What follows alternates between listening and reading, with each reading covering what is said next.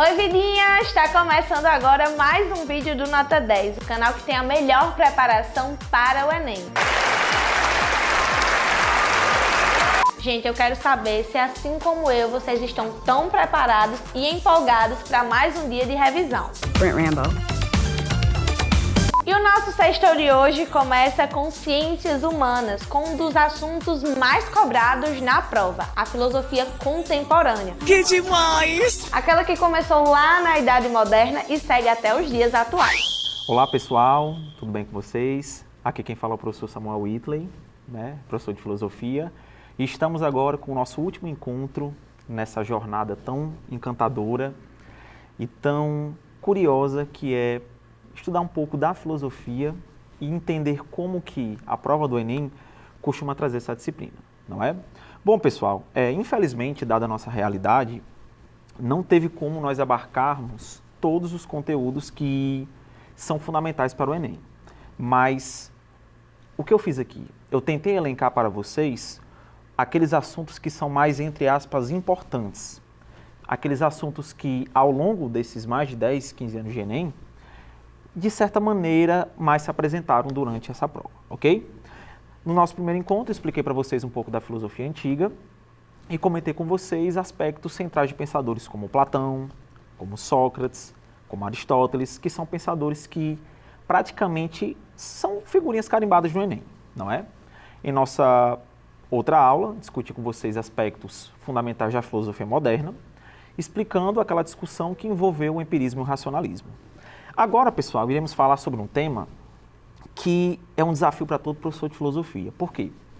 Porque definir e delimitar aspectos relativos da filosofia contemporânea é uma ação muito exaustiva. Então, na aula de hoje, irei explicar um pouco para vocês do que é essa filosofia contemporânea, essa filosofia que nós temos hoje, e iremos ver quais são os pensadores e os principais conceitos que o Enem costuma cobrar relativa à filosofia contemporânea, tá bom? Então vamos lá. Pessoal, como eu já adiantei para vocês, é muito difícil a gente definir a filosofia contemporânea porque ela vai ser marcada por vários pensadores, vários conceitos, várias escolas, várias perspectivas, de tal maneira que englobar tudo isso em apenas um rótulo é uma coisa praticamente impossível. A gente costuma dizer na história da filosofia que todo aquele pensamento que é produzido a partir da Revolução Francesa e da Revolução Industrial diz respeito à filosofia contemporânea. Então, tudo aquilo que acontece do século XIX até os dias atuais faz parte do pensamento contemporâneo, tá bom? Mas, pessoal, embora seja um período muito vasto, que vai ter uma grande variedade de discussões filosóficas sobre os mais variados temas, é importante a gente entender que a filosofia contemporânea ela vai refletir muito desse mundo de mudanças. Então, desse mundo que está passando por intensas inovações científicas, inovações tecnológicas, como também esse mundo que está passando por conflitos muito sangrentos. Então, pessoal, essa complexidade do mundo moderno será um aspecto fundante da filosofia contemporânea, ok? Outra coisa que a gente costuma dizer, pessoal, é que é na contemporaneidade que alguns conceitos que durante muitos séculos foram coisas consolidadas serão questionados. Então, vai ser na contemporaneidade que nós vamos ter, por exemplo, uma grande crítica ao pensamento racional.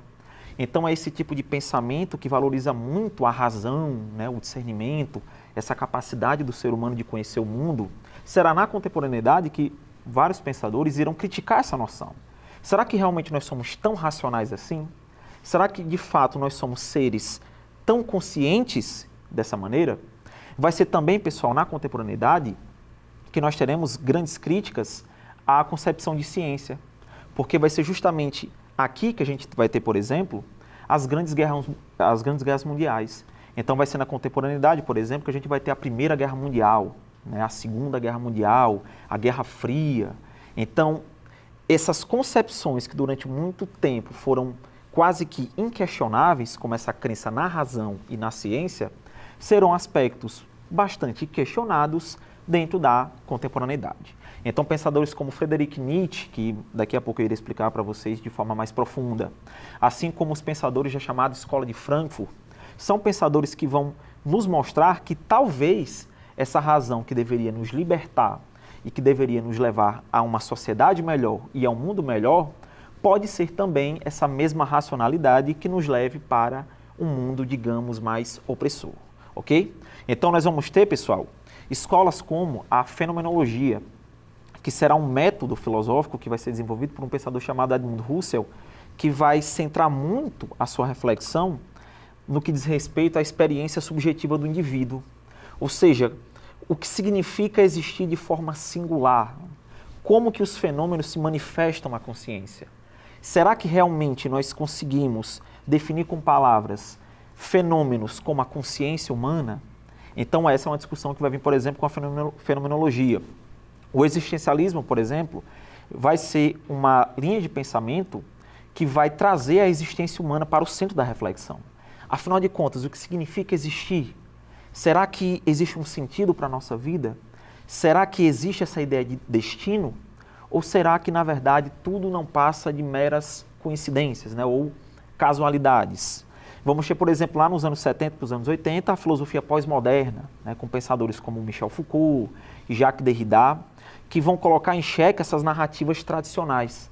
Então, essas concepções que tentavam universalizar o mundo, que tentavam criar conceitos que explicassem a totalidade das coisas. Vai ser, por exemplo, na contemporaneidade que a gente vai ter intensas discussões sobre o papel da tecnologia, como a tecnologia influencia a sociedade, acerca da própria natureza da mente humana, da consciência, que é uma discussão que vai estar muito atrelada com a psicologia, com a neurociência, com a psiquiatria. Então perceba, pessoal, que nós temos uma gama de vertentes filosóficas que vão abordar os mais variados assuntos. No entanto, pessoal, eu costumo dizer para os meus alunos que uma palavra que pode definir bem o que significa ser contemporâneo é a palavra crise. Crise no sentido de que esse mundo que foi prometido, né, pelos iluministas, esse mundo que seria um mundo próspero, um mundo racional, ele nunca chegou. Então, como eu já havia mencionado com vocês, será no século XX que nós teremos os conflitos mais sangrentos da história da humanidade. E vai ser nesse século que nós utilizamos o nosso conhecimento científico para subjugar, para dominar, para literalmente matar pessoas. E essa crise da razão, né, essa crise desse mundo estável, é uma palavra que define bem o que significa ser contemporâneo, ok? Vamos ver como já caiu no Enem? Enem PPL 2020. A humanidade do homem ainda é um conceito completamente novo para o filósofo que não cochila em pé. A velha questão do próprio homem continua por ser inteiramente reelaborada, não apenas em relação às ciências do vivo, não apenas em relação ao que se nomeia com essa palavra geral, homogênea e confusa, o animal, mas em relação a todos os traços que a metafísica reservou ao homem e que nenhum deles resiste à análise.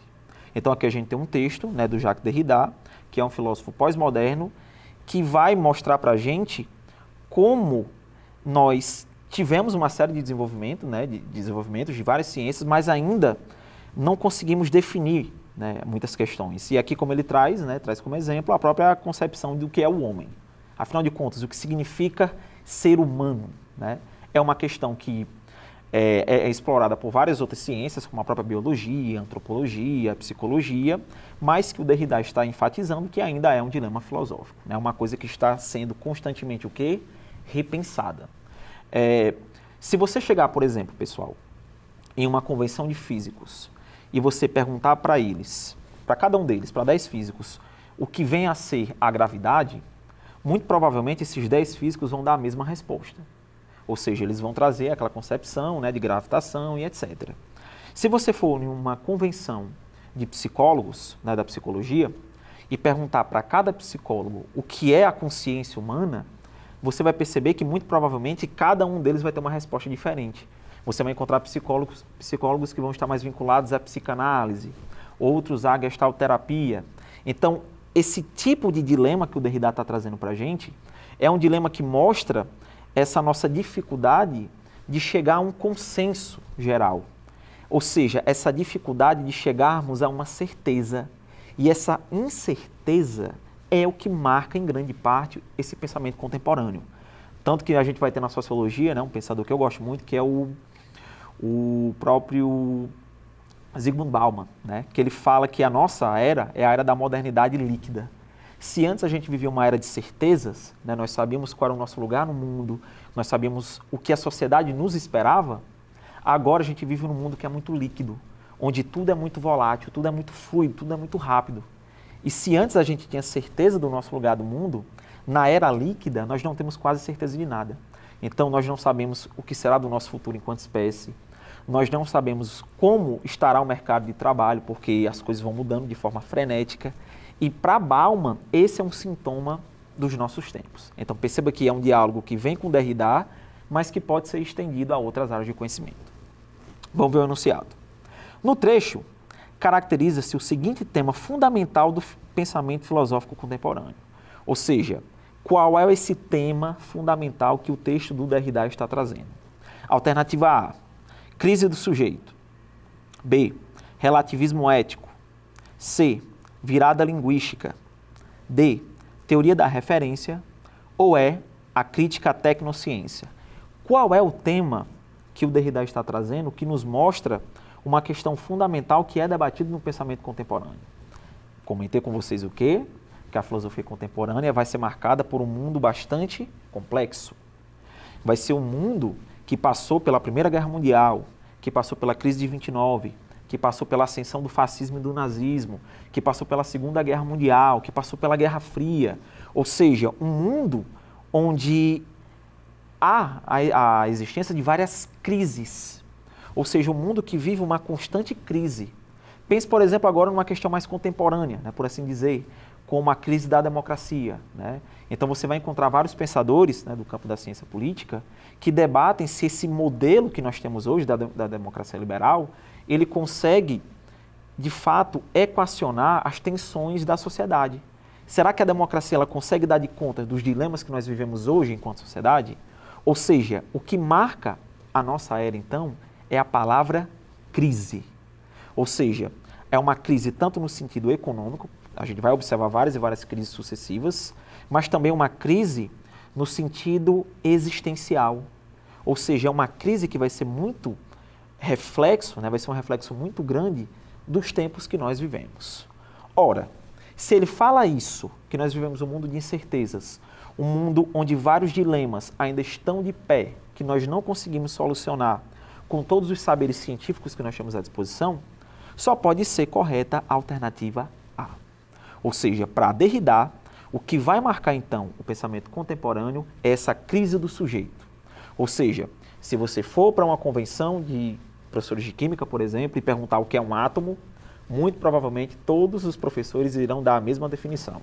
Se você for em algum tipo de convenção que envolva psicólogos ou até mesmo outros profissionais de outras áreas das ciências humanas e perguntar alguma coisa que diz respeito à área deles, muito provavelmente eles terão uma série de dificuldades para poder definir o seu objeto de estudo.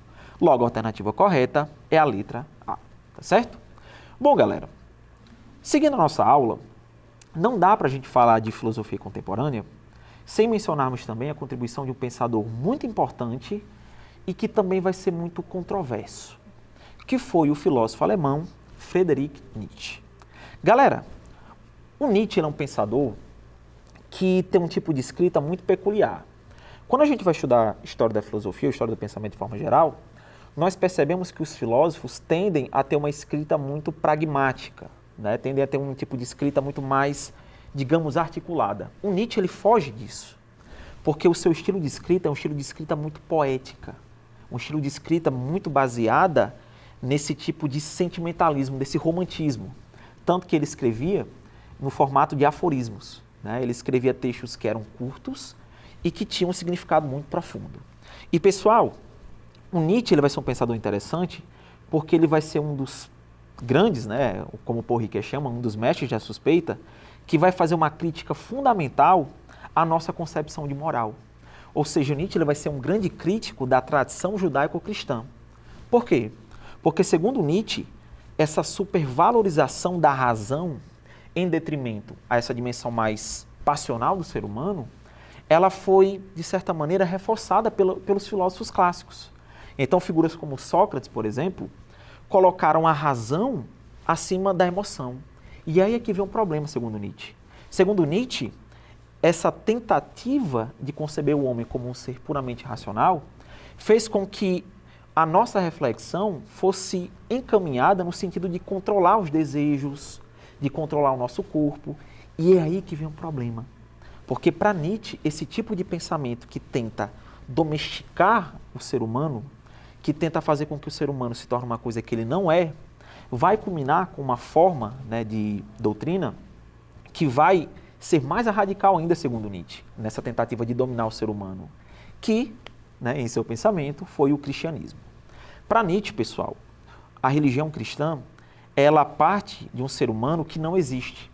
Ela tenta conceber o ser humano como uma coisa que ele não é. Para Nietzsche, nós somos paixão, nós somos desejo, nós somos aves de rapina. E o cristianismo, quando tenta nos encaminhar no sentido de dominar o nosso corpo, ele não nos torna, segundo Nietzsche, né, a religião cristã não nos torna seres fortes. Pelo contrário, ela nos enfraquece. Ela faz com que a gente sinta vergonha do que nós somos. Ela faz com que a gente coloque a nossa plena realização em uma transcendência, né, em um outro mundo, em uma outra realidade. E é aí que Nietzsche ele faz uma dura crítica. E se não existir esse outro mundo? Se não existir esse paraíso? Será que essa vida aqui você viveu? Então, para Nietzsche, pessoal, essa moral de escravos, né, que é a característica da própria tradição judaico-cristã, ela gerou um ser humano domesticado, um ser humano que sente culpa e ressentimento apenas em função daquilo que ele é. Então, o que ele pensa está errado, o que ele sente está errado, o que ele deseja está errado, tudo vira pecado. E é aí que Nietzsche fala que se quisermos de fato ter uma vida autêntica, nós precisamos superar essa moral cristã. Nós precisamos ter em vista uma moral que não negue a vida. Muito pelo contrário, uma moral que valorize a vida, que afirme a vida. E para Nietzsche, essa moral de senhores, como ele fala, essa moral das pessoas que vivem a vida com tudo aquilo que ela pode lhes dar, faz com que o indivíduo atinja o que ele chama de super-homem, né? Ou a expressão alemã Übermensch. Para Nietzsche, nós temos que viver a vida com tudo aquilo que ela pode nos dar, seja de bom, seja de ruim, porque a única coisa que nós temos de fato garantido, segundo Nietzsche, é o aqui e agora.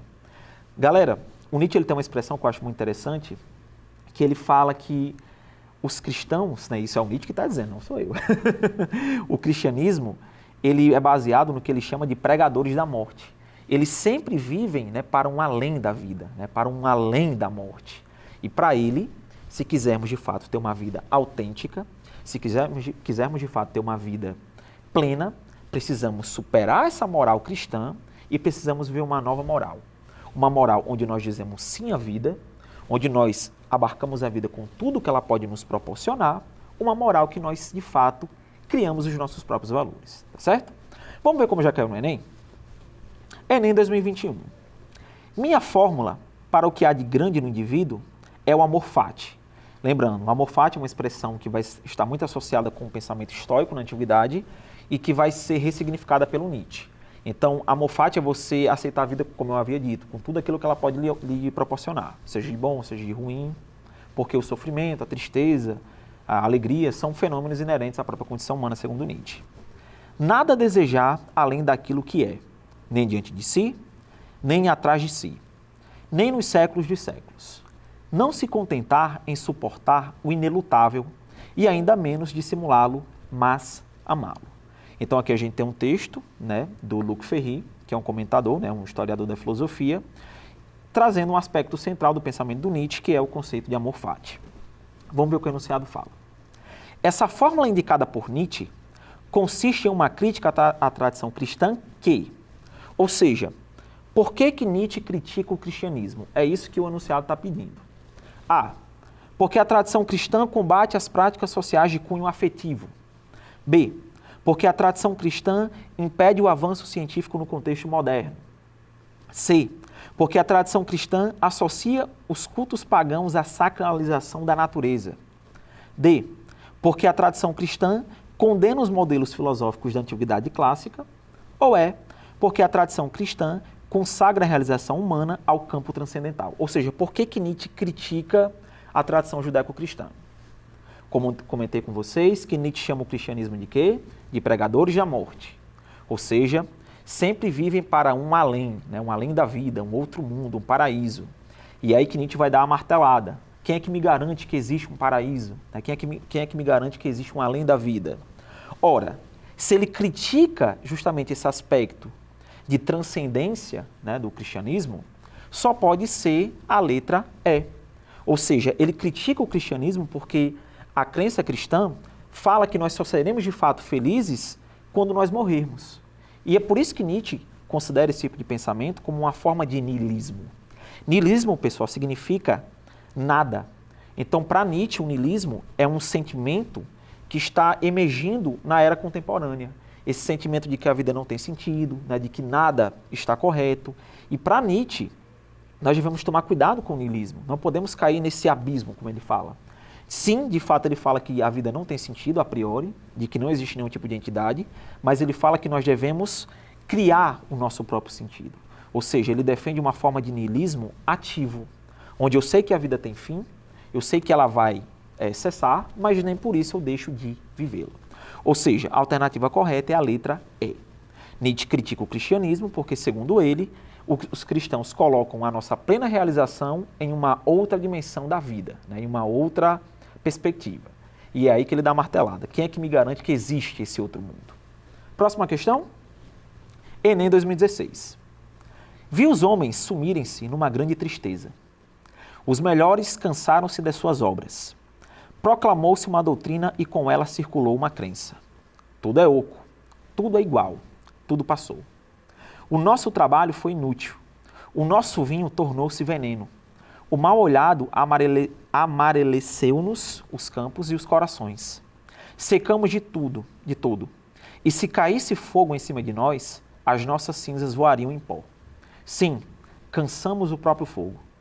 Todas as fontes secaram para nós, e o mar retirou-se. Todos os solos se querem abrir, mas os abismos não querem nos tragar. Aqui nós temos um texto muito denso do Nietzsche, chamado Assim Falou Zaratustra. O texto exprime uma construção alegórica que traduz o entendimento da doutrina nihilista. Acabei de explicar para vocês o que é niilismo. O niilismo, então, é o sentimento de que nada faz sentido, né? De que a vida não tem qualquer tipo de sentido a priori. E para Nietzsche, nós devemos combater esse sentimento nihilista que está crescendo na era contemporânea, segundo ele. Uma vez que A. Reforça a liberdade do cidadão. B. Desvela os valores do cotidiano. C. Exorta as relações de produção. D. Destaca a decadência da cultura. Ou E. Amplifica o sentimento da ansiedade. Então, nesse texto que Nietzsche está falando que o fogo se cansou de nós, que nem mesmo o abismo quer nos tragar e que está associado com o conceito de niilismo, o que é que ele quer dizer para a gente? Galera, para Nietzsche, o niilismo ele é resultado, né, segundo a sua filosofia, da expressão morte de Deus. Galera, tomem muito cuidado com isso. Quando Nietzsche fala que Deus morreu, ele não está falando de forma literal. Para Nietzsche, a morte de Deus, entre aspas, significa dizer que a religiosidade, né, que as crenças tradicionais estão perdendo força. Ou seja, aquele mundo sacro, né, aquele mundo santo que por muitos séculos foi hegemônico na sociedade contemporânea, está ruindo. Por isso que Nietzsche fala que existe então uma decadência da cultura. Ou seja, a nossa sociedade está entrando nesse sentimento niilista. É só vocês pensarem, por exemplo, pessoal, o índice altíssimo de pessoas que sofrem com questões emocionais. Isso é um sintoma da nossa época. E para Nietzsche, isso é um exemplo de como a nossa cultura está decadente. Logo, então, a alternativa correta é a letra D. Bom, pessoal, essa foi a primeira parte da nossa aula. Espero que vocês tenham entendido, espero que vocês tenham gostado, espero que vocês tenham sido provocados. É um tipo de filosofia bastante controversa. E ficamos por aqui. Até o próximo bloco, onde iremos continuar falando de filosofia contemporânea. Fala, pessoal! Aqui quem fala com vocês é o professor Samuel Whitley. Estamos de volta no nosso próximo bloco, né? No nosso bloco atual, por assim dizer, onde vamos continuar nossa discussão acerca da filosofia contemporânea. Pessoal, na primeira parte da nossa aula, eu expliquei para vocês alguns conceitos centrais de filosofia contemporânea. Fiz um breve né, um breve relato histórico da contemporaneidade, considerando tudo aquilo que acontece pós-Revolução Francesa, e falei para vocês que a era contemporânea vai ser marcada pela crise, seja crise econômica, crise política, crise social. Então será uma era de crises em todos os sentidos possíveis. Expliquei para vocês conceitos básicos relacionados ao pensamento de Nietzsche, que vai ser considerado um dos maiores pensadores da era contemporânea.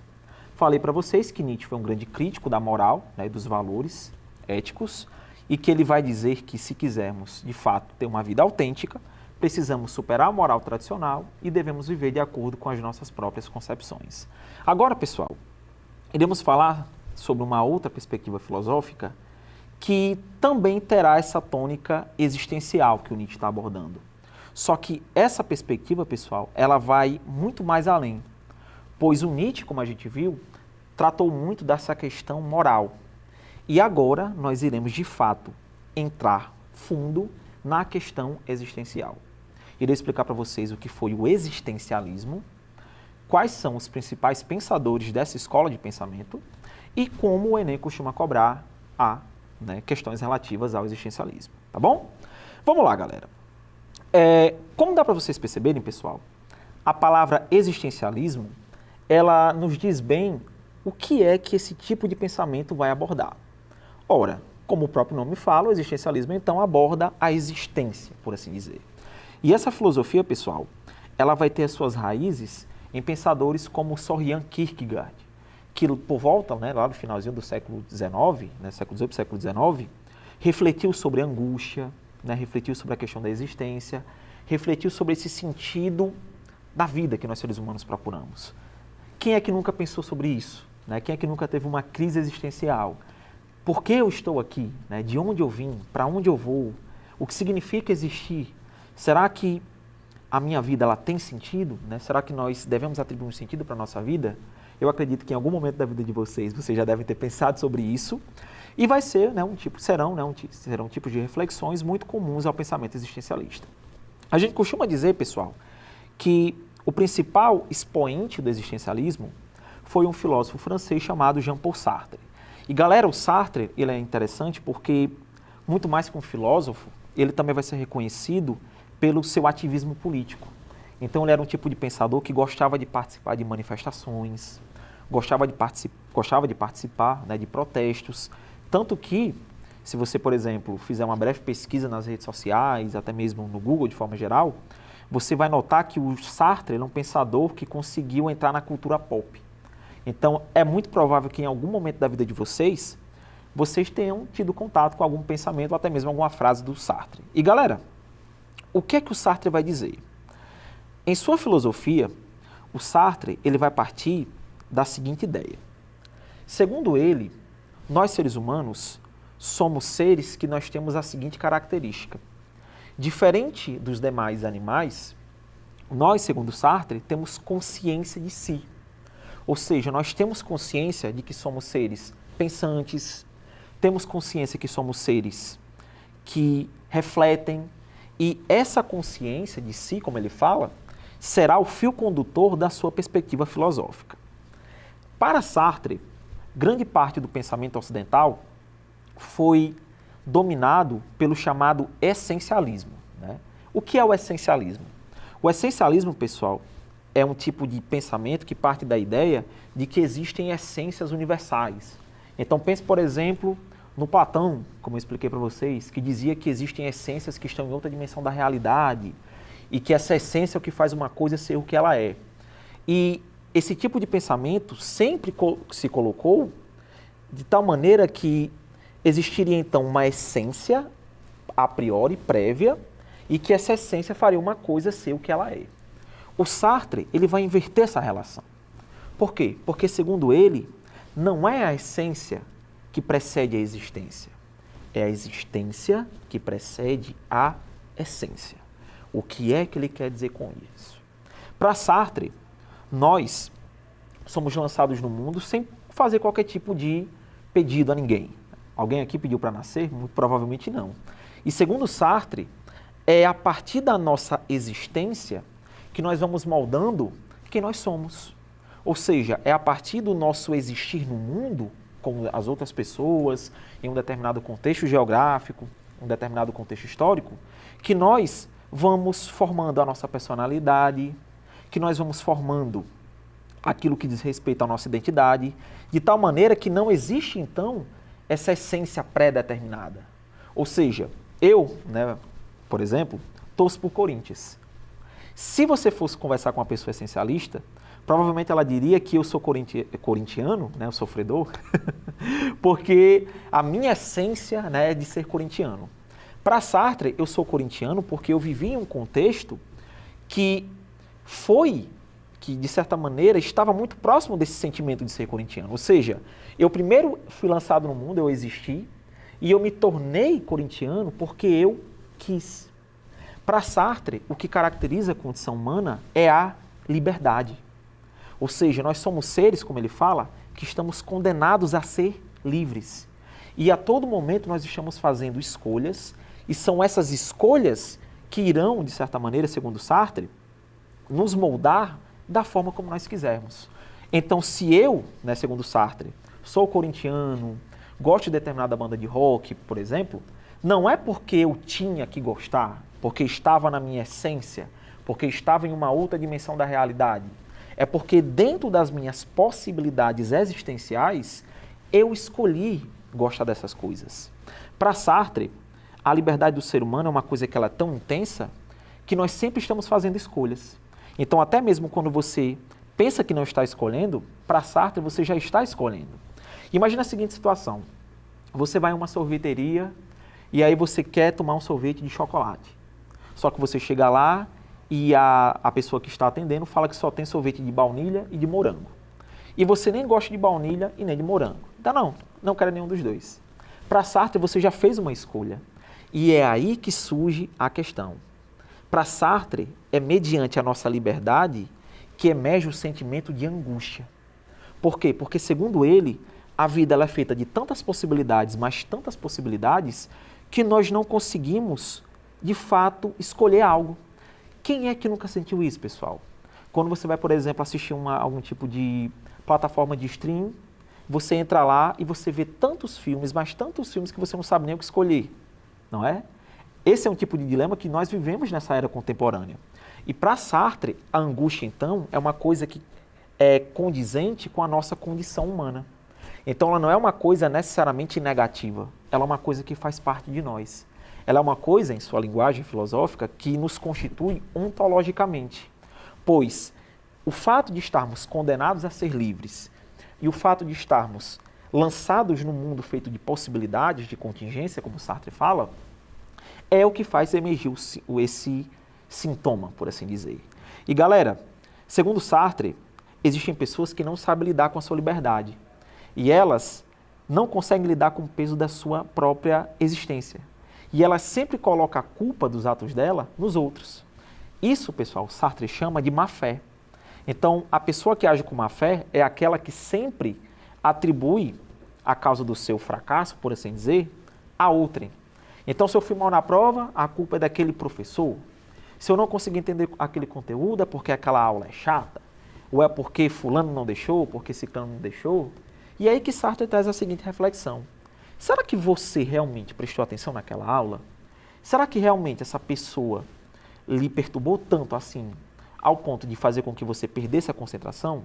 Para Sartre, nós temos duas saídas. Ou nós podemos, de fato, agir de forma autêntica e assumir que somos responsáveis pelos nossos atos, ou nós sempre iremos passar a vida culpando os outros. E é daí que vem aquela outra famosa frase do Sartre, né? O inferno são os outros. Então, para Sartre, nós somos seres totalmente livres. Ou seja, a vida ela é feita de inúmeras e inúmeras possibilidades. E enquanto estivermos sendo, enquanto estivermos vivos, né, nós podemos ser o que quisermos. Porque o homem, segundo Sartre, está condenado a ser livre. Ou seja, se eu sou professor hoje, não é porque eu deveria ser professor, porque o destino quis que eu fosse professor, ou que o destino quis que eu estivesse aqui neste exato momento. Eu estou aqui porque dentro das minhas possibilidades existenciais, eu escolhi ser professor. Então, o correto seria dizer, eu não sou, eu estou professor. Mas eu posso mudar de profissão, eu posso mudar de ambiente de trabalho. E para Sartre, são essas possibilidades, é essa contingência, como ele fala, que caracteriza o existir humano. Ok? Vamos ver como já caiu no Enem? Enem 2016. Ser ou não ser? Eis a questão. Morrer, dormir, dormir, talvez sonhar. Aí está o obstáculo. Os sonhos que hão de vir no sono da morte, quando tivermos escapado ao tumulto vital, nos obrigam a hesitar. E é essa a reflexão que dá à desventura uma vida tão longa. Então nós temos aqui um texto muito conhecido, um texto clássico da literatura, que é o Hamlet, do famoso William Shakespeare. Vamos ver o que o enunciado fala. Este solilóquio pode ser considerado um precursor do existencialismo ao enfatizar a tensão entre a. Consciência de si e angústia humana. B. Inevitabilidade do destino e incerteza moral. C. Tragicidade da personagem e ordem do mundo. D. Racionalidade argumentativa e loucura iminente. Ou E. Dependência paterna e impossibilidade de ação. Esse trecho aqui do Hamlet, do Shakespeare, ele mostra qual tensão que vai ser discutida dentro do existencialismo de pensadores como Sartre e Camus.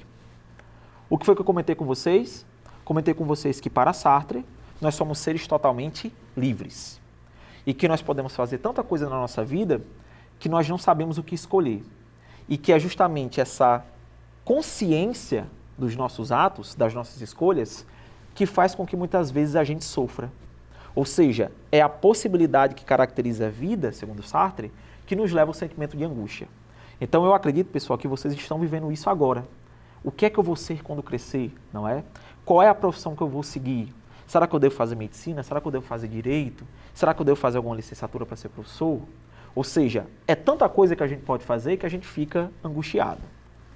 Ora, se Sartre fala sobre essa questão de como a liberdade, enquanto condição humana, faz emergir esse sentimento de angústia, só pode ser a letra A.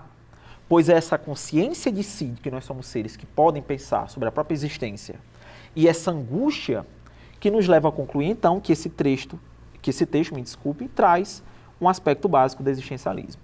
Ou seja, o fato de sermos seres conscientes, de sermos seres que sabem que um dia iremos deixar de ser, deixar de existir, faz com que em muitos momentos da nossa vida nós fiquemos angustiados. Logo, a alternativa correta é a letra A. Enem 2022. Em primeiro lugar, é preciso libertar-se do preconceito segundo o qual a filosofia é apenas uma disciplina particular, apenas o trabalho de um círculo restrito de pessoas que dedicam sua atividade a refletir e a indagar sobre certos tipos de problemas. A filosofia é isso também, mas não só. Deve haver uma filosofia como ato existencial, que faz do homem um ente que pergunta, duvida, teme e age para dominar o futuro. De acordo com a corrente do pensamento do século XX, da qual o texto trata, o tema fundamental da filosofia é o quê? A. Realidade humana, seu sentido e possibilidades. B. Mundo físico, sua essência e leis reguladoras. C. Lógica, suas inferências e estudos de validade. D. Imaginação, seus objetos e contribuições. Ou E. Conhecimento, sua natureza e condições.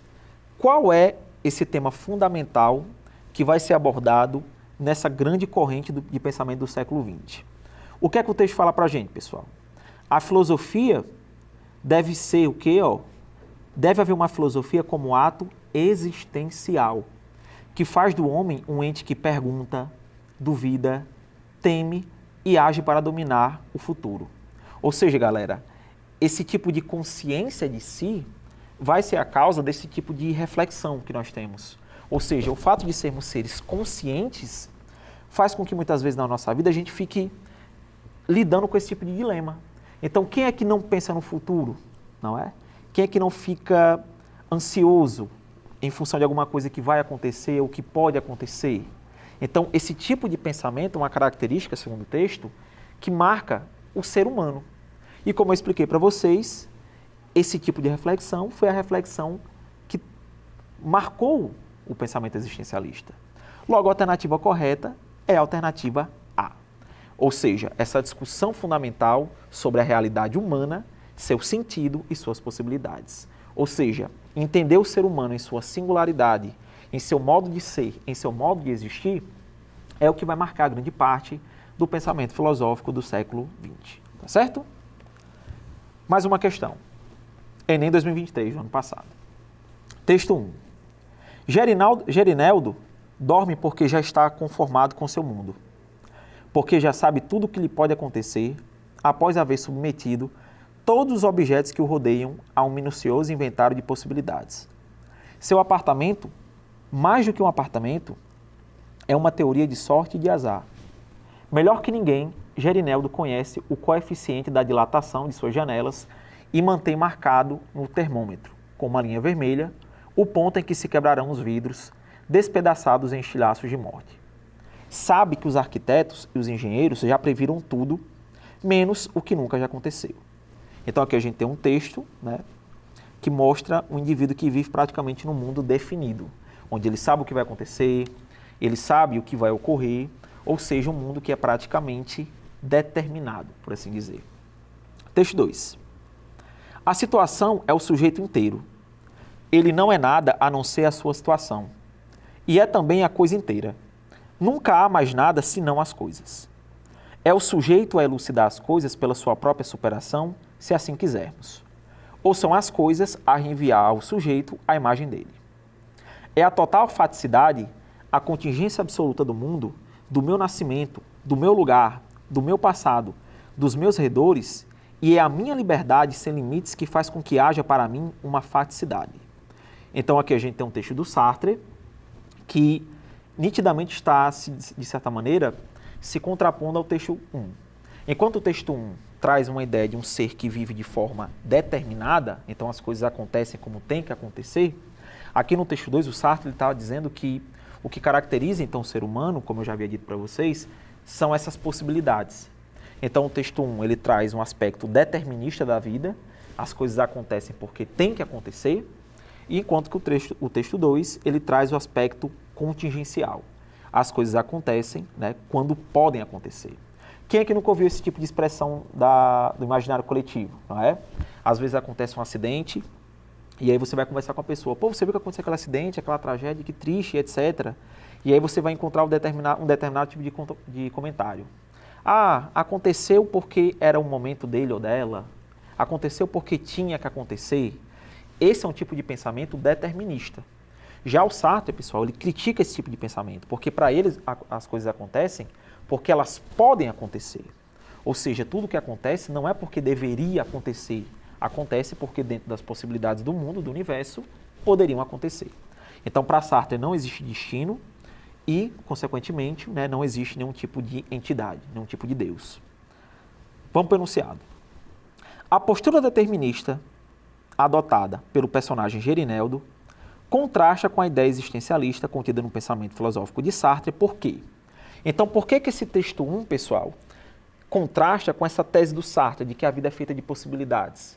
Por que esse texto, que tem esse aspecto mais determinado, como se a vida fosse um roteiro pronto, é diferente da visão existencialista?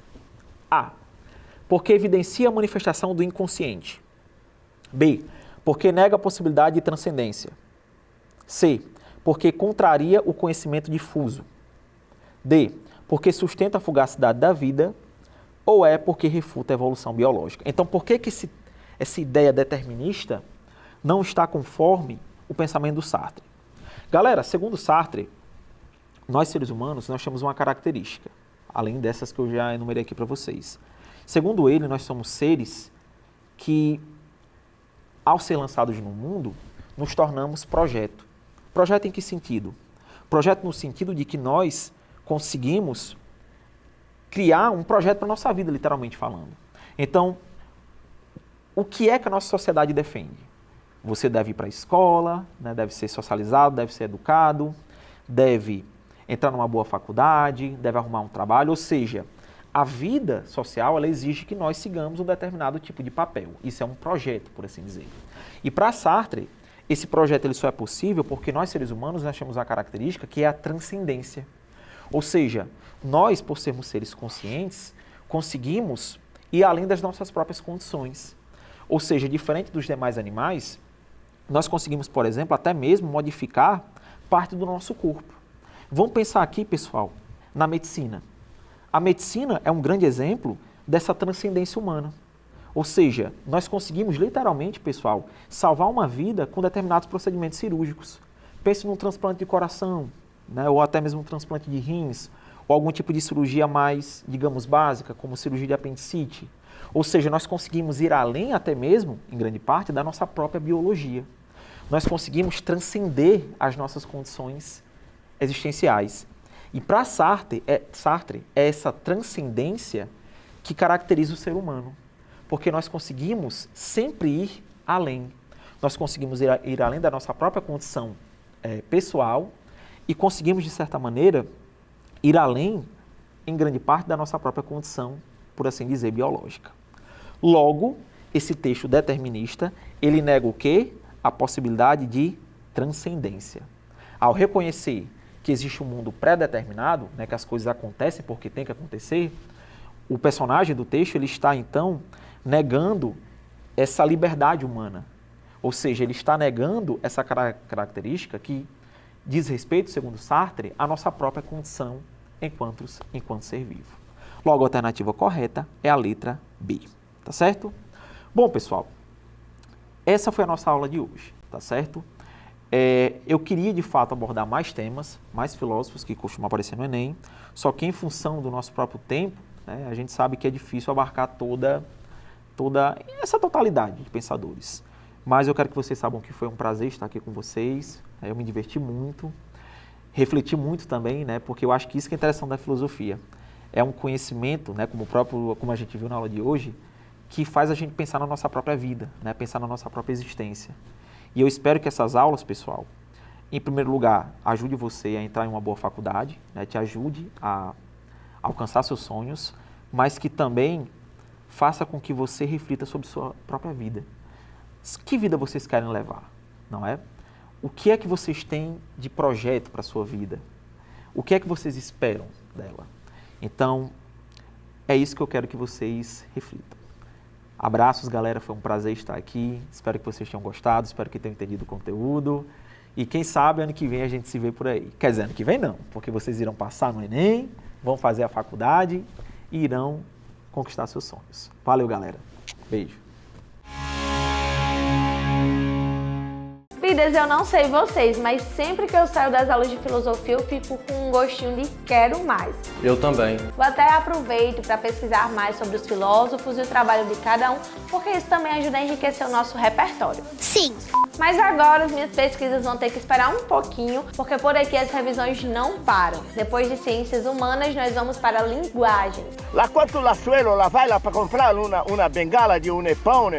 A professora Andresa Mirley vai trazer o conteúdo de divergências léxicas e expressões idiomáticas na nossa aula de espanhol. Olá, chicos e chicas, sejam bem-vindos, sejam bem-vindos a mais uma aula de espanhol do Nota 10 para a prova de espanhol do Enem de 2024. Eu sou a professora Andresa, estou aqui para ajudá-los o máximo possível, dar o meu melhor para que vocês tenham um bom desempenho na prova de espanhol. Vamos lá? Nas aulas anteriores, a gente focou bastante em interpretação textual, viu um pouquinho também de gramática, e hoje eu queria focar na parte de vocabulário, né? Isso ajuda bastante também na interpretação textual. Como já disse em aulas anteriores, a interpretação textual é o foco, mas para chegar até ela, para haver essa compreensão textual, é preciso ter conhecimentos básicos, né, de vocabulário, de gramática, enfim, tá? Então, nessa terceira aula, na primeira parte, nós vamos estudar sobre as divergências léxicas, né, fazendo um contraste entre o português e o espanhol, né, e vamos quebrar um pouco esse mito de que o espanhol e o português são o mesmo idioma e eu não preciso estudar porque é igual ao português e vai ser super fácil. Vocês vão ver que não é exatamente esse o caminho, tá? Existem muitas diferenças e essas diferenças podem tanto ajudar quanto atrapalhar. E muitas vezes as semelhanças atrapalham mais do que ajudam, né? Então, Nessas divergências léxicas, a gente vai ver um pouco a respeito disso, tá? Na segunda parte da nossa aula, nós vamos estudar sobre as expressões idiomáticas e como esse entendimento dessas expressões idiomáticas, dessa parte cultural, como ela afeta a interpretação do texto e evita uma tradução, uma interpretação equivocada do texto na hora da prova de espanhol, tá? Começando então a respeito das divergências léxicas. Divergências a gente sabe que significa diferença, tudo que é divergente é diferente. E léxicas vem de léxico, que significa vocabulário, né? Sentido.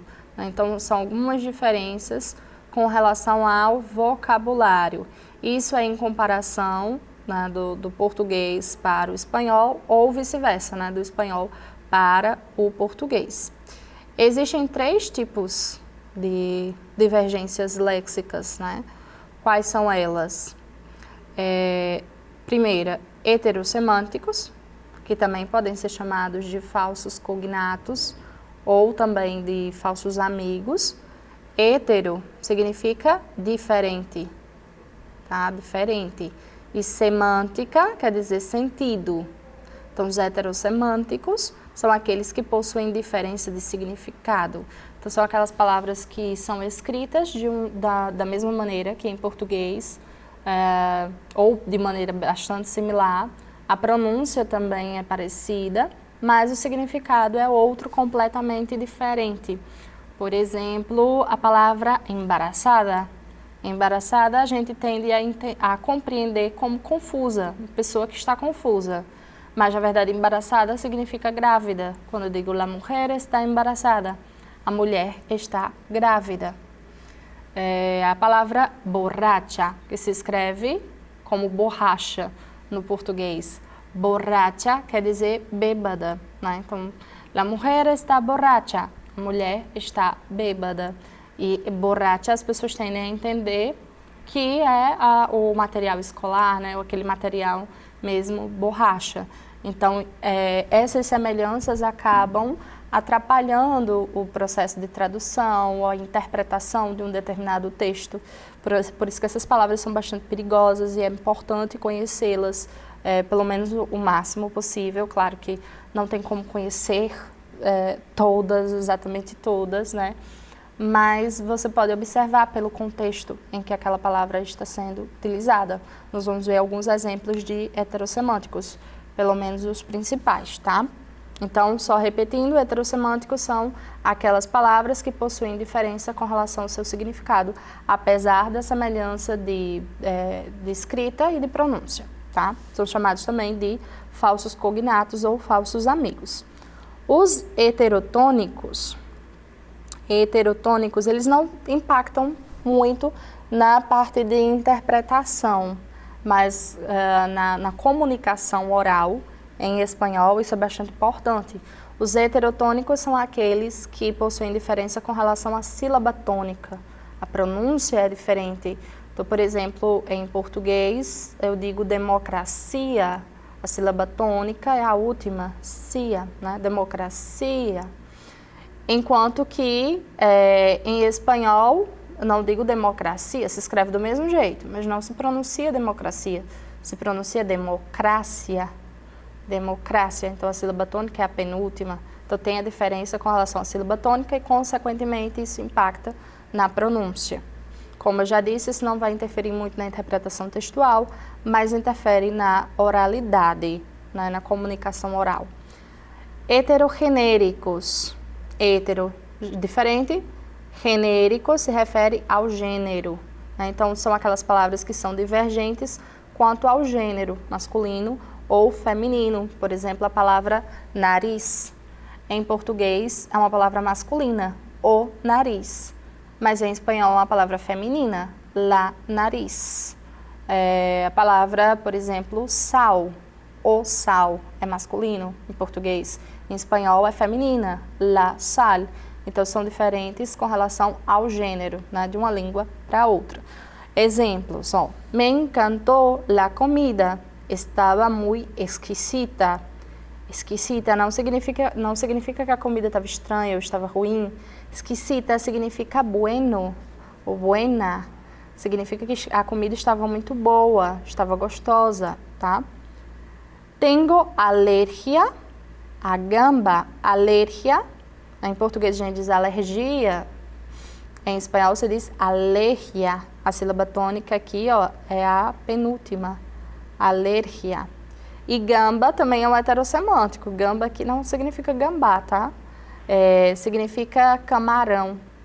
Então, tenho uma alergia a camarão. La profe pidió que hiciéramos el árbol genealógico de nuestra familia. Árbol, que quer dizer árvore, em português é uma palavra feminina, a árvore. Em espanhol é uma palavra masculina. Vejam o artigo masculino aqui. El árbol genealógico de nuestra familia. Então, é uma palavra heterogenérica. Aqui nós temos uma palavra, alergia, que é uma palavra heterotônica. E aqui, esquisita, que é uma palavra heterossemântica. Né? Então, essas são as divergências léxicas e é preciso ter cuidado com elas para não impactar negativamente na tradução e interpretação de textos em espanhol. Tá? Trouxe alguns exemplos aqui de heterossemânticos. Por exemplo, em espanhol, nós temos a palavra apelido. Apelido não significa apelido, significa sobrenome. Então, por exemplo, mi apelido es Moraes. Moraes es mi apelido. Moraes é o meu sobrenome. Para dizer apelido em espanhol, se diz apodo. Então, apodo é que seria apelido, ok? A palavra salsa. Salsa não é só o nome de um ritmo musical, não, tá? Salsa significa, em português, molho, né? Então, salsa de tomate, molho de tomate. Para dizer salsa, a salsinha, né? Aquele tempero, aí se diz perejil. Perejil é como se diz salsa, a salsa que a gente conhece no português. A palavra largo não é no sentido de largura, e sim no sentido de comprimento, né? Largo quer dizer comprido. Para dizer largo em espanhol, aí a gente utiliza a palavra ancho. Ancho. El camino es ancho, ou seja, o caminho é largo. A palavra polvo. Polvo não significa polvo. Polvo significa pó. Por exemplo, el polvo de los muebles, o pó dos móveis, né, a poeira. Ou leche, la leche em polvo, o leite em pó. Para dizer polvo, o animalzinho lá, a gente chama de pulpo. Pulpo. A palavra baço. Baço não significa vaso, significa copo. Um baço de água, um copo de água. Para dizer vaso, se diz jarrón. Jarrón. A palavra flaco não é no sentido de ser forte, o contrário de forte, né? O antônimo de forte, não é no sentido de ser fraco, e sim magro. Então, quando a gente diz el niño es flaco, quer dizer o menino é magro. Para dizer que alguém é fraco, a gente utiliza o adjetivo débil. Débil é que significa fraco, tá? Rato. Rato não se refere ao animal. Rato é um espaço de tempo, um momento. Então, se alguém diz, espera-me um ratito, espere por mim um tempinho, um momentinho, tá? Um momento, tá? Para se referir ao animal, aí se utiliza ratón. El ratón. Oficina. Oficina significa escritório. Então, por exemplo, os advogados trabalham, escritório. Para se referir à oficina, por exemplo, oficina mecânica, aí a gente utiliza o termo taller. Taller. E para dizer talher, talher de comer, né? Os talheres em espanhol, aí se diz cubiertos. Cubiertos. Cubiertos. E talher, no caso em espanhol, significa oficina. Tem também a palavra escritório, sem esse acento, que quer dizer escrivaninha, tá? Em espanhol. Então tenham cuidado com essas palavras. Surdo, com a letra Z, quer dizer canhoto, tá? A pessoa que escreve com a mão esquerda. Surdo, com Z. Já sordo, com S-O, sordo é no sentido de surdo, tá? Não escutar. Hueso quer dizer osso e não urso. Para dizer urso, a gente diz osso. Osso, tá? Sueco, com Z, sueco significa tamanco. Sueco significa tamanco. Para dizer sueco, no caso se referir à nacionalidade de quem nasce na Suécia, e se diz sueco igual ao português, se escreve da mesma maneira. Taça não significa taça de tomar vinho, por exemplo. Taça significa xícara. Para dizer taça de tomar vinho em espanhol, a gente diz copa. Então é só vocês associarem ao líquido, né, que é tomado. Então, copa de vinho, taça de vinho, e taça de café. E aí vocês vão conseguir assimilar melhor. Sítio não se refere ao sítio, uma chácara. Sítio quer dizer lugar, lugares de modo geral, sítio. Para dizer um sítio, né, uma chácara, se diz chacra, chacra. Ninho quer dizer menino e não ninho. Para dizer ninho, em espanhol se diz nido, nido. Grito quer dizer berro, grito quer dizer berro, então para berrar, grito. E berro, a palavra berro em espanhol não significa berro ou grito, quer dizer agrião, tá? Brincar não é brincar, brincar é pular. Então, por exemplo, a palavra brinco não significa brinco de colocar nas orelhas. Brinco quer dizer pulo, né? Brincar significa pular. Para se referir a brincar no sentido de se divertir, aí se diz jugar, tá? Vamos ver como isso impacta na interpretação textual. Nós temos aqui um texto publicitário, né? Ele tem a venda aqui, no caso, argumentando para vender um determinado produto, no caso, um tênis, uma sapatilha. E nós temos aqui o título, que é Brincando. Né? Vocês sabem, acabei de falar, que brincar não significa brincar, e sim pular. Então, tênis, e tem esse brincando, né? Pulando. E diz o seguinte: Kangaroos llega a México con diseños atléticos, pero muy fashion. Tienen un toque vintage con diferentes formas y combinaciones de colores. Lo más cool de estos tenis es que tienen bolsas para guardar llaves o dinero. Mais um heterossemântico aqui, bolsas não significa bolsa, que no caso está se referindo a bolsos pequenos, tá? Son ideales para hacer ejercicio y con unos jeans obtendrás um look urbano. A questão pede o seguinte: o texto publicitário utiliza diversas estratégias para enfatizar as características do produto que pretende vender. Esse é o objetivo, né, da campanha publicitária.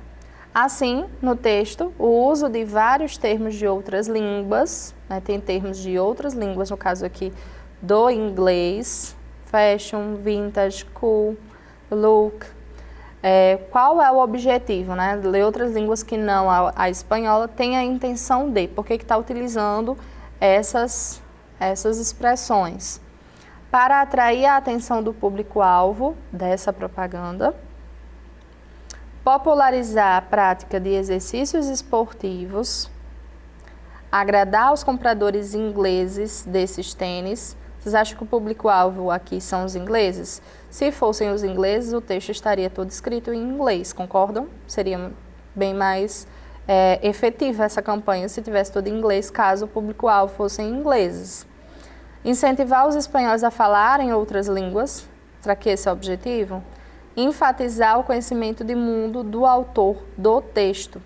Né? Aqui é um tênis que ele é esportivo e o seu público-alvo principalmente jovens, adolescentes. Então, esses termos, fashion, vintage, cool, look, são termos bastante comuns nesse público-alvo, né? na linguagem, na forma desse público se comunicar. Então, o objetivo de utilizar essas expressões é para atrair a atenção do público-alvo dessa propaganda, que são os jovens.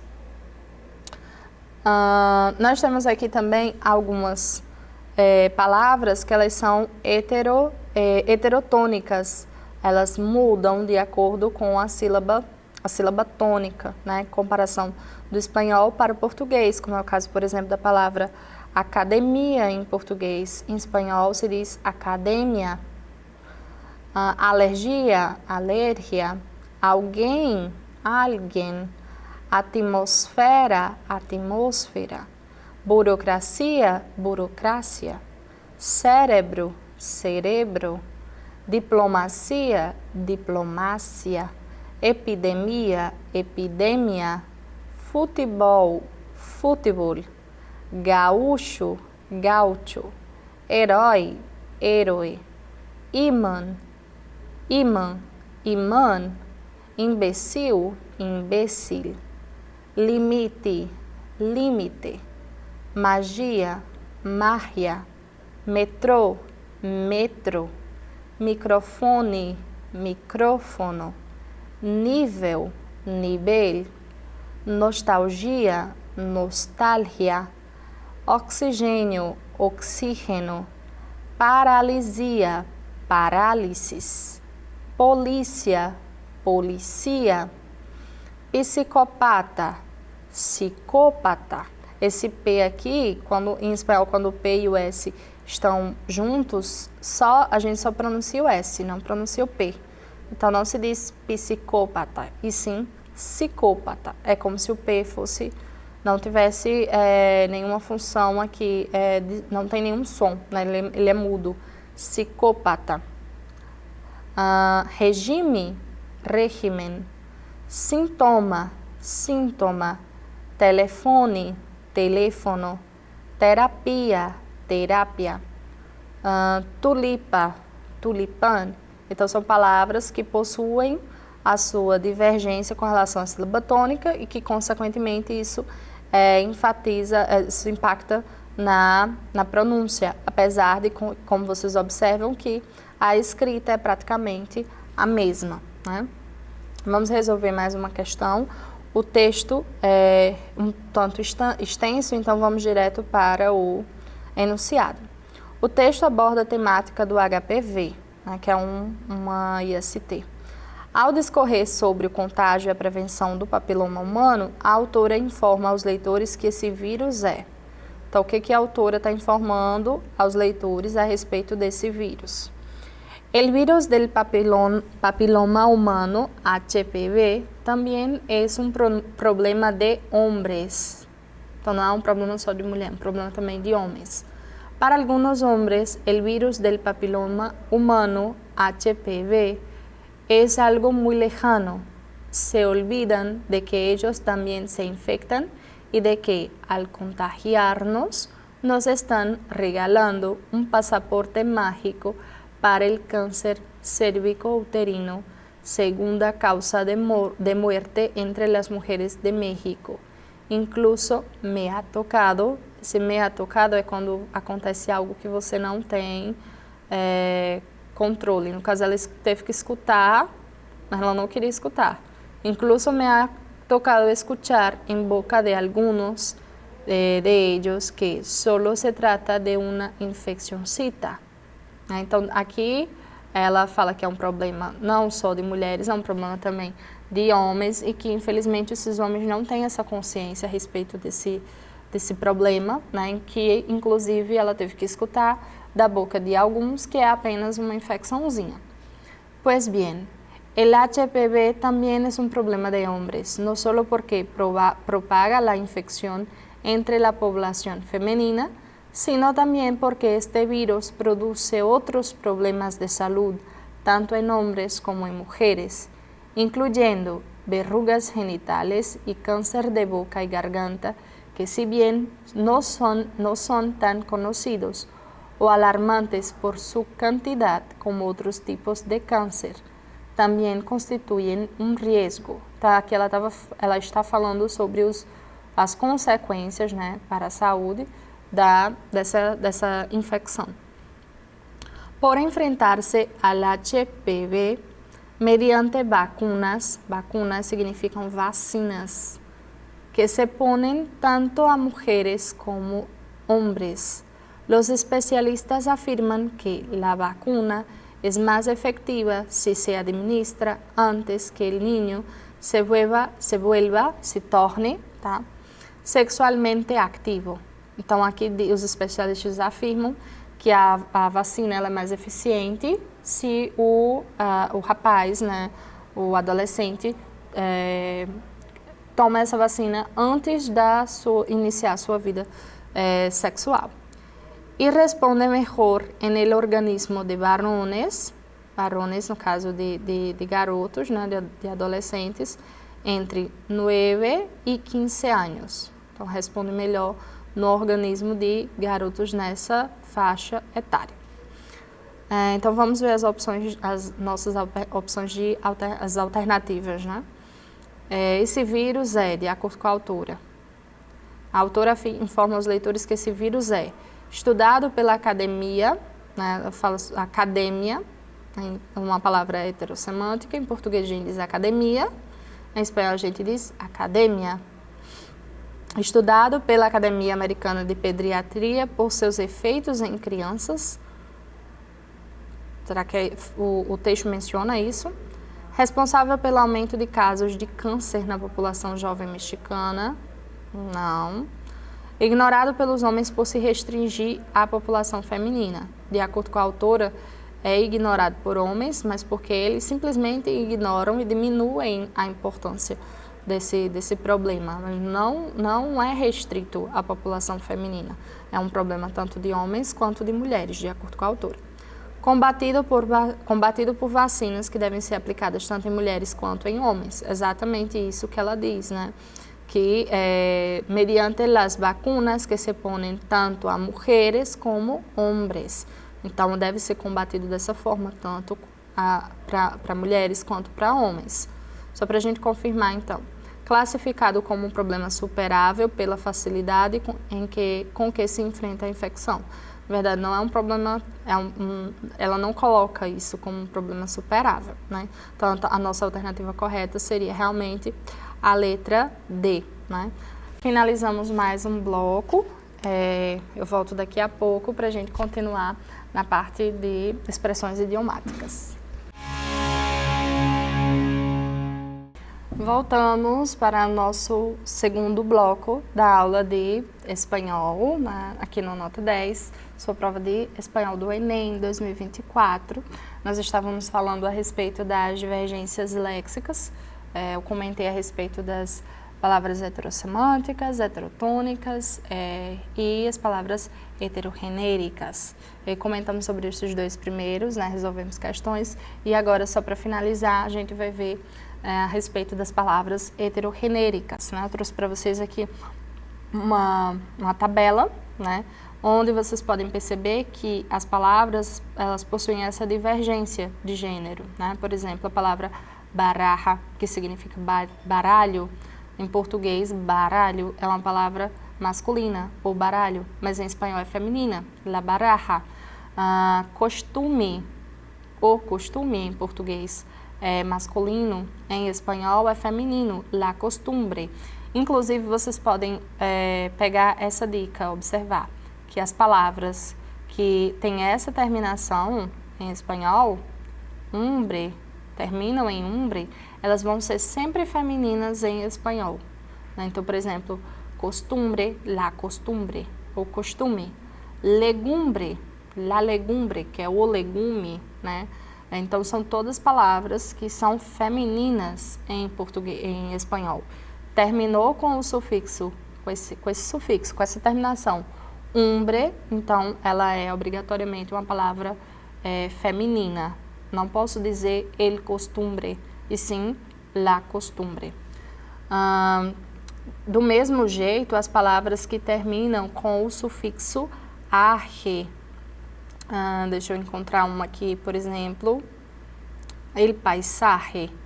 Paisaje, terminou com esse sufixo arre, é uma palavra que vai ser obrigatoriamente masculina, tá? Então não posso dizer la paisaje, apesar de que em português é uma palavra feminina, né? A paisagem, mas em espanhol é uma palavra masculina, então não posso colocar o artigo la, e sim o artigo el paisaje.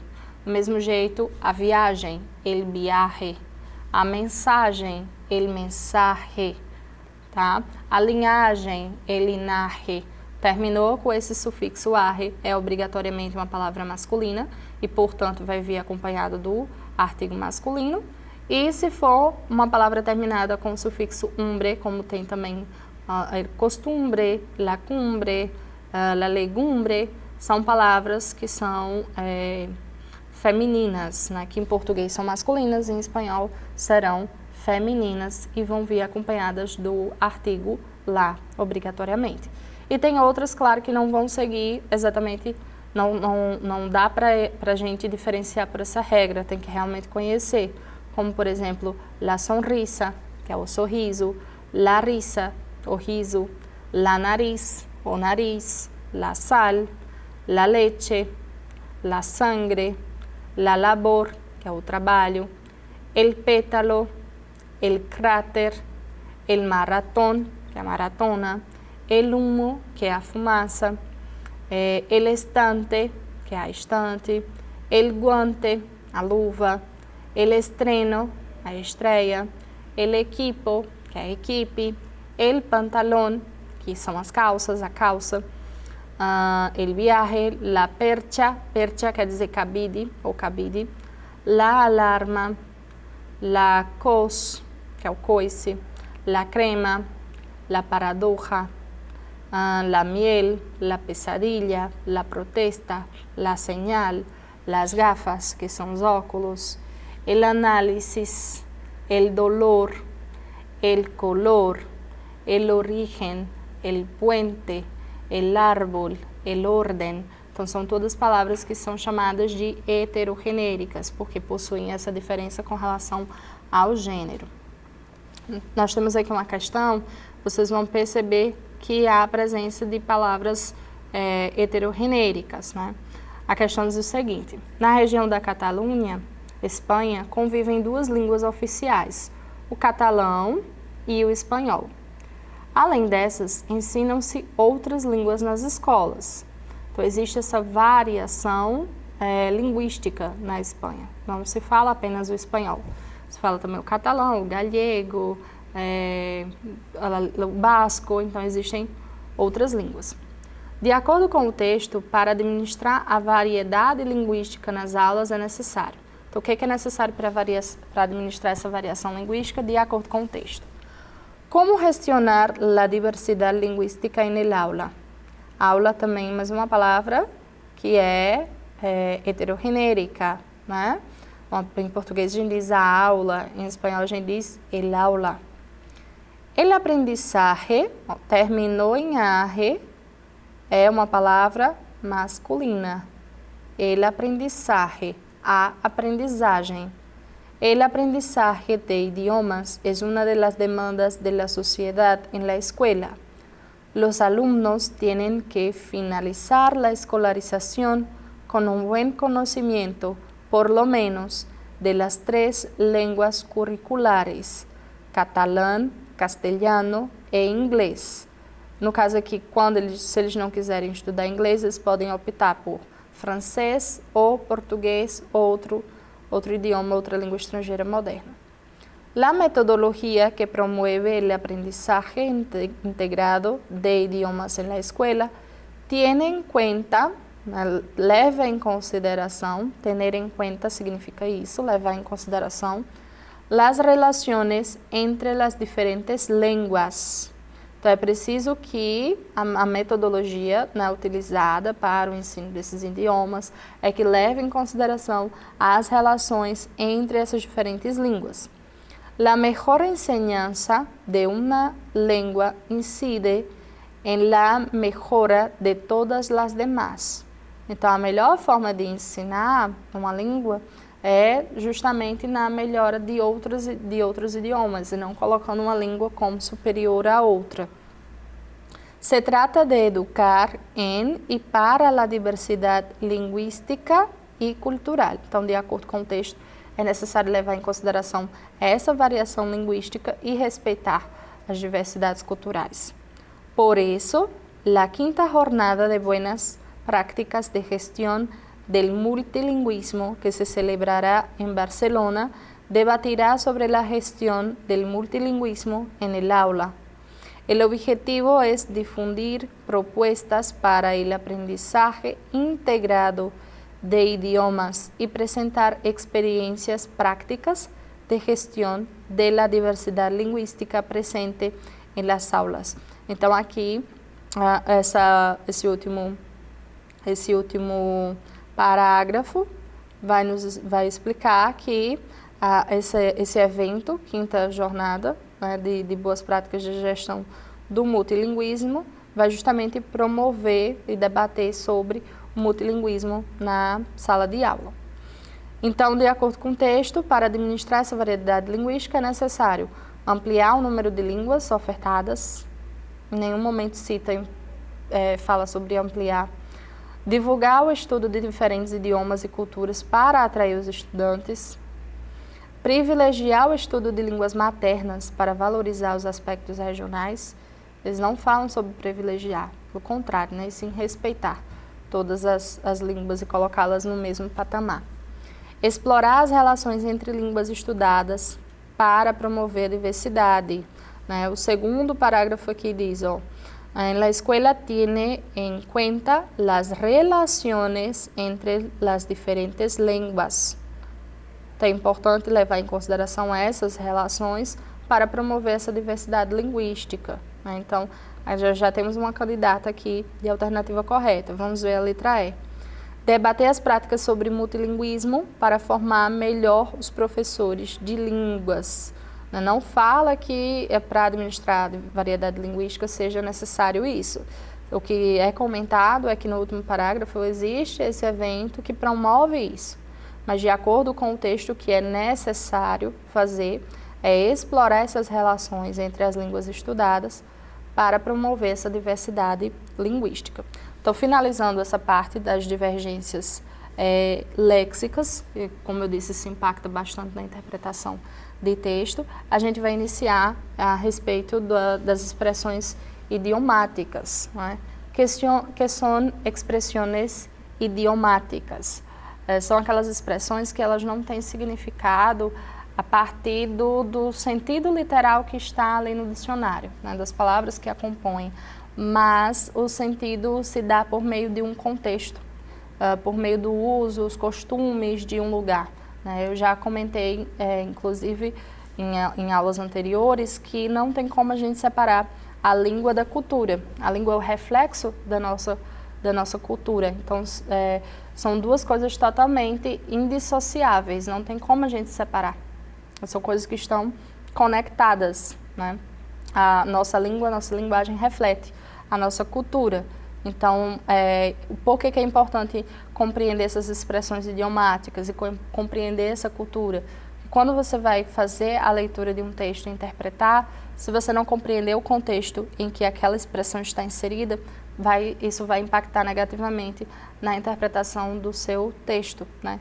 Por exemplo, exemplos de expressões idiomáticas no português. A gente tem, por exemplo, a expressão amigo da onça. Né? Amigo da onça é aquele amigo que é falso, né? Que vai dar uma punhalada pelas costas, ou seja, vai lhe trair. Outra expressão comum é filho de peixe, peixinho é, para dizer que os filhos se parecem com os pais.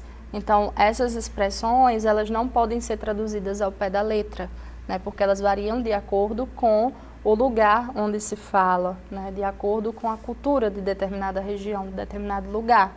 E já comentei também que o espanhol é uma língua falada em 21 países diferentes. Então, imaginem só a riqueza cultural, né? Como essas expressões mudam, se mudam dentro do nosso país, de um estado para o outro. Vocês imaginem como não deve mudar de um país para o outro, apesar de que o idioma é o mesmo, mas a cultura é diferente, tá? Então, essas expressões idiomáticas, elas são basicamente o reflexo da cultura de um determinado povo, de um determinado lugar.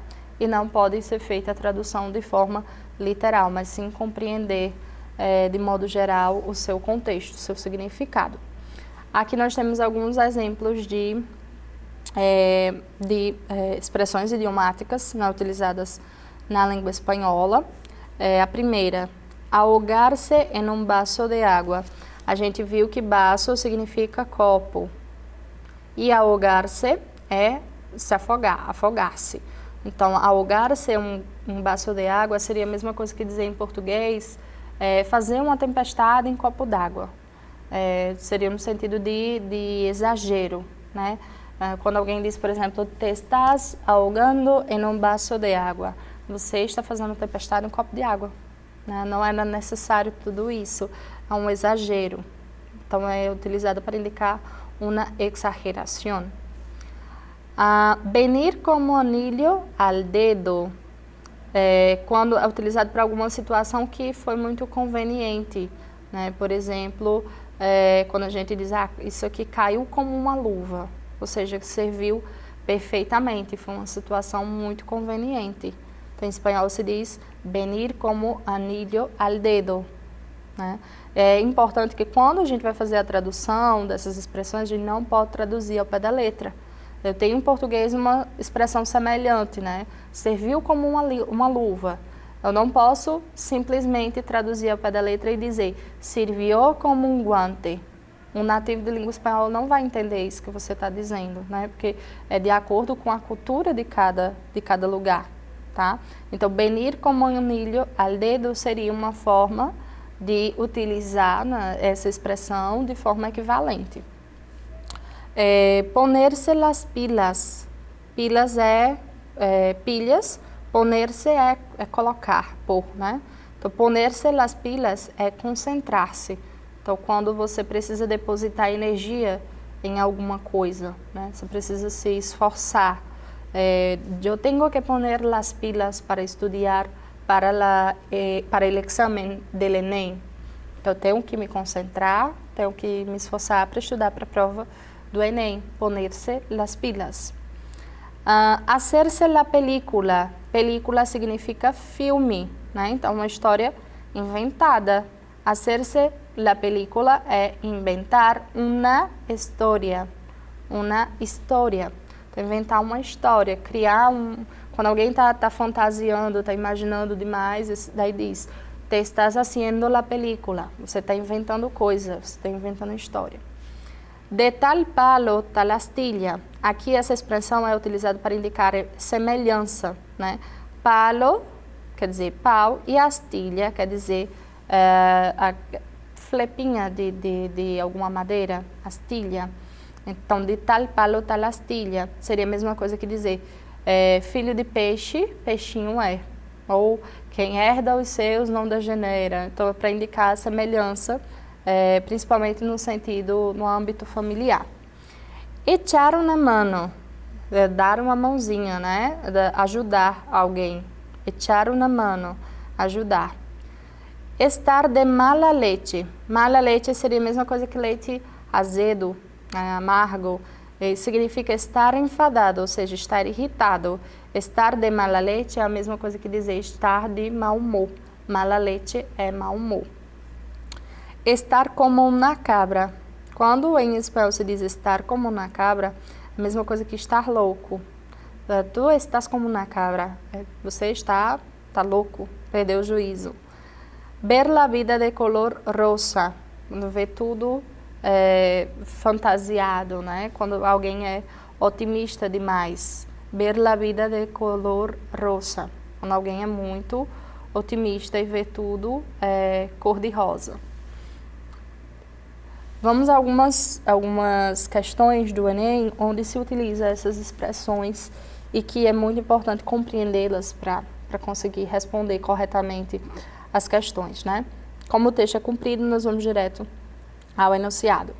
No conto de Galeano, Galeano é um escritor bastante mencionado nas provas do Enem, porque ele tem uma bibliografia, né, bastante densa e importante para a literatura latino-americana, né? Então ele é sempre citado. No conto de Galeano, a expressão ni le va ni le viene, encerra uma opinião a respeito de cinema. Que opinião é essa? O que é que essa expressão aqui quer dizer e como ela reflete a opinião nesse texto, né? O texto se chama El Carpintero. Orlando Goicoechea reconoce las maderas por el olor. Olor significa cheiro. Então ele reconhece as madeiras pelo cheiro. De que árboles vienen, que edad tienen, y oliéndolas, cheirando-as. Olha o pronome de complemento de objeto direto aqui, las. Oliéndolas, sentindo o cheiro no caso das madeiras. Sabe si fueron cortadas a tiempo o a destiempo y les adivina los posibles contratiempos. Então, Orlando Goicoechea, que é o carpinteiro, só por sentir o cheiro das madeiras, ele consegue ter todas essas informações, de que árvore vem, qual é a idade, se foram cortadas a tempo ou não, enfim. Al cabo quer dizer ao final, al cabo de tantos años de trabajo, Orlando se ha dado el lujo de comprarse un video e ve uma película tras outra. Um filme depois do outro, ele está só assistindo, filme depois do outro. Ele comprou podemos entender como se fosse um DVD, né? Possa reproduzir vídeo. No sabía que eras loco por cine, le dice el vecino. Olha o pronome de complemento, le. O vizinho disse a ele, ou seja, o carpinteiro, disse a ele que não sabia que ele era assim tão maluco por cinema. E Orlando le explica que não, que a ele ni le va ni le viene, pero gracias al video puede detener las películas para estudiar los muebles. Então, o que ele quer dizer aqui com esse ni le va ni le viene? Que para ele tanto faz o cinema. Ele não se importa com o cinema. Pero quer dizer mais, mas graças ao vídeo, ele pode pausar, né, os filmes. Detener significa pausar, reter algo, deter algo. Então ele consegue pausar os filmes para estudar os móveis e, consequentemente, isso ajudar no seu trabalho de carpinteiro. Então, o que esse ni le va ni le viene vai significar? Encerra uma opinião a respeito de cinema que desconstrói a ideia central do conto sobre a importância das atividades de lazer, contradiz a percepção que o narrador tem em relação à profissão exercida por Orlando, revela o descaso do narrador com relação ao ofício desempenhado por Orlando. O narrador está se colocando numa situação de descaso com relação à profissão dele. Reforça a impressão do vizinho de que Orlando gostava de filmes. O Orlando confirma que gosta de filmes. Evidencia a extrema devoção do carpinteiro ao seu ofício. Então, quando ele diz ni le va ni le viene, ele está dizendo não me interesso por cinema. Na verdade, eu quero apenas estudar os móveis que estão presentes nos filmes. Ou seja, isso mostra que ele possui uma devoção pela sua profissão, pelo seu ofício de carpinteiro, né, que ele quer se dedicar a isso. Então, a nossa alternativa correta seria a letra E. Então, aqui a gente conseguiu compreender graças à interpretação dessa expressão aqui. Foi isso que foi solicitado, foi exigido do participante. Essa expressão, que é uma expressão idiomática. Apesar dela não estar naquela lista que eu solicitei, que eu passei para vocês, mas foi possível entender através do contexto. Mais uma questão, essa questão é retirado um fragmento, é retirado de uma obra literária mexicana, de um romance, que é Como água para chocolate. Como água para chocolate é uma expressão idiomática mexicana que é utilizada para se referir ao estado emocional de alguém. Quando alguém está... imaginem quando a gente faz um banho-maria, né? A gente precisa da água ali morna, né, para derreter o chocolate. Nem fervendo, água nem fervendo, nem fria, sim a água morna. Então, quando diz alguém está como água para chocolate, ou alguma situação está como água para chocolate, significa estar a ponto de explodir, né? Ou seja, está quase fervendo, está quase pegando fogo, tá? Então, essa expressão, e a partir dessa expressão idiomática, a escritora Laura Esquivel escreveu esse romance Como água para chocolate, porque isso se relaciona com a história desenvolvida por ela no enredo. E aí o enunciado diz o seguinte: Laura Esquivel, em sua obra, trata, entre outros temas, dos sentimentos e da natureza humanos. Com base nesse trecho do romance, a expressão como água para chocolate faz referência a que, vamos lá, ojalá que a Rosaura la boca se le hiciera chicharrón y que nunca hubiera dejado escapar esos repugnantes, malolientes, incoherentes, pestilentes, indecentes e repelentes palavras. Então, ela está desejando que a boca, né, dessa personagem Rosaura se fizesse chicharrón, que é um alimento bastante picante, né, e que ela não pudesse, então, pronunciar essas palavras. Enfim, não sabia por que tinha que pensar en esas cosas tan desagradables en estos momentos, que deberían ser para ella los más felices de su vida, ni sabía por qué estaba tan molesta. Y ojalá que ella viviera lo suficiente como para impedir que su hermana llevara a cabo tan nefastas intenciones. Então, ela queria impedir as intenções ruins dessa irmã, né? As más intenções. Nadie se explicaba este comportamiento.